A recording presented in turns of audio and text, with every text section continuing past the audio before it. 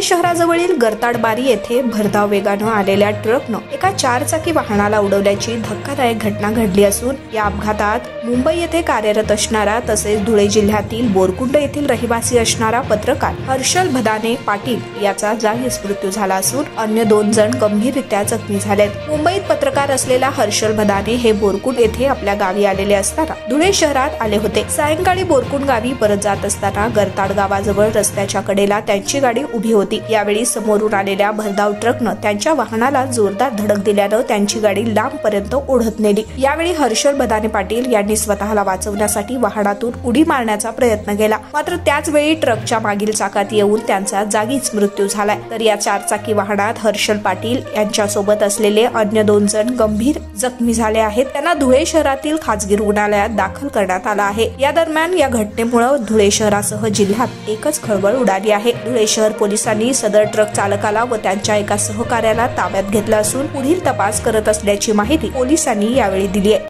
सर्वांना नमस्कार, मी पोलीस निरीक्षक धीरज प्रकाश महाजन, धुळे शहर पोलीस ठाणे।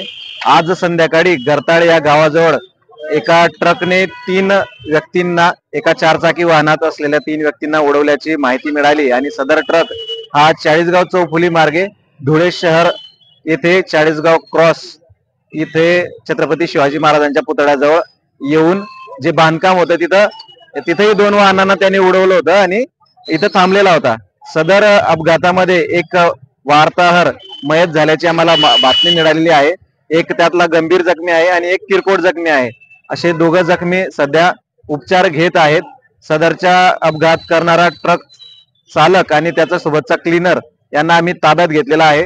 सदरचा ट्रक अपघातग्रस्त ट्रक जो आहे तो इथून मोहाडी उपनगर पोलीस स्टेशन येथे रवाना करीत आहोत।